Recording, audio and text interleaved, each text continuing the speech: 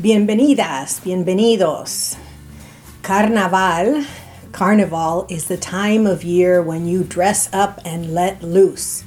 We transition from one season to the next. And so today we're going to talk about the history of Carnaval and some great books to go with it. But first, of course, this is Latina Literati.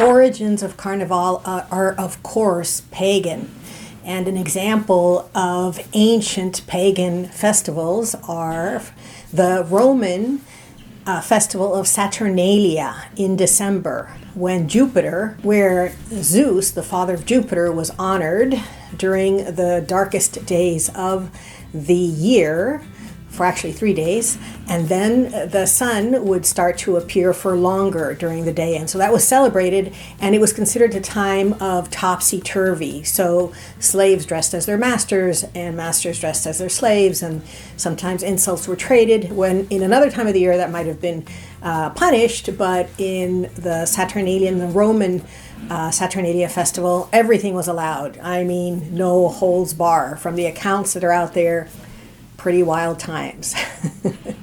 We also know that the ancient Greeks had different festivals to mark the times of year, and those were also wild revelries and parties. So this is not something new. For at least 3,000 years that we have documented evidence of, we have been letting loose at this time of year.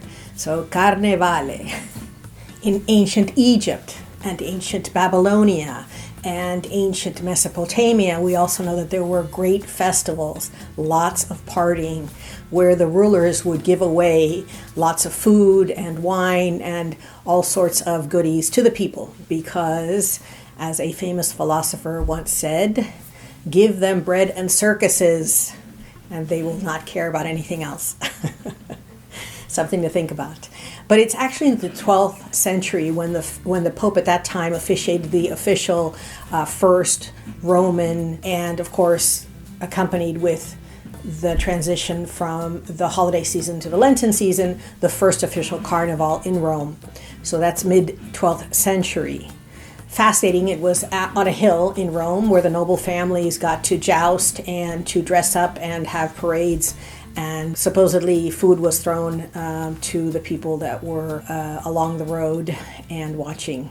So that was a way of those who were not invited to the parties to participate as well. In the northern areas of Europe, in places like Cologne, the Germanic tribes celebrated the first offshoots of spring when the seasons were changing as well, with all sorts of fertility rites and festivals and partying, of course, lots of mead or beer.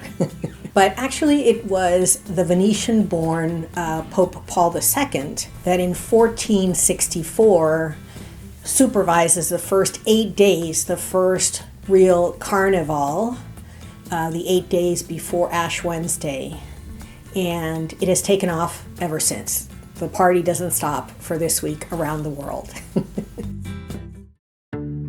In North America, of course, the best known are Quebec and New Orleans. Both of those are leftovers from the French influence in North America, because we know the French like to party. In Mexico, Veracruz is the king of Carnival. In the Caribbean, Trinidad and Tobago is the place to be. And in South America, of course, Brazil is queen of the Carnival.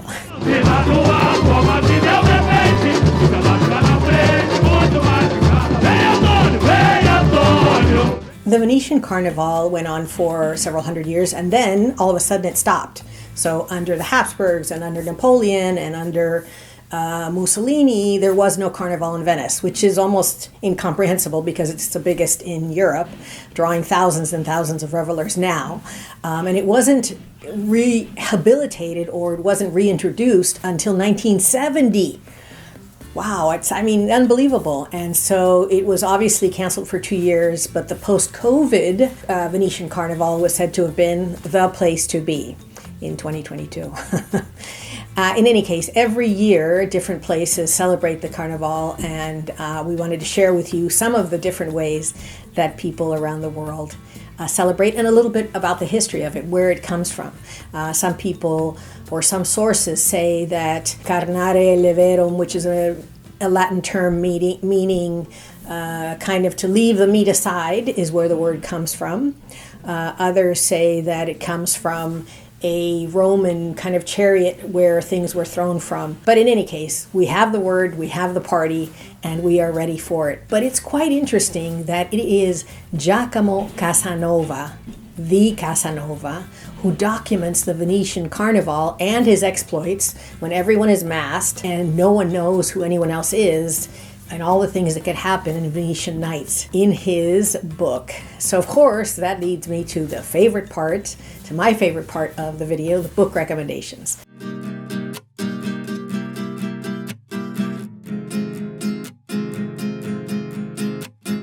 And so, of course, the first book I'm going to recommend is Giacomo Casanova's The Story of My Life. And it's pretty wild. I mean, you know, you think, okay, well, there were pagan times and all of a sudden the church, and you think the church has some hold on people, but, you know, it's unbelievable what this guy does. He sneaks into nunneries, and he's in and out of different people's homes with their wives, and it's just wild. So it really gives you a sense of how wild Venice was, and may still be, I don't know. So that's the first book, The Story of My Life by Giacomo Casanova. The second book is the first work that supposedly in 30 years has included all of the most recent discoveries and research on the Druids. And the Druids, for thousands and thousands and thousands of years, was the religion that was practiced in what we now call the United Kingdom in England. And it was not easy for the Romans and the church and everyone to conquer these people and their belief system. So I thought it'd be interesting to take a look at them and to share with you this book. The last but absolutely not least book is The Spiral Dance, The Rebirth of the Goddess Religions. And why is this of interest? It's of interest because we speak of, for example, the earth, Madre Tierra, in the feminine. And we know that 2,000 years ago, most places had goddess worship around the world. So in the indigenous cultures of the Americas, you had the maize goddess, the most important of the goddesses for keeping the hearth and keeping people fed. You had goddesses throughout Africa and the known world, really.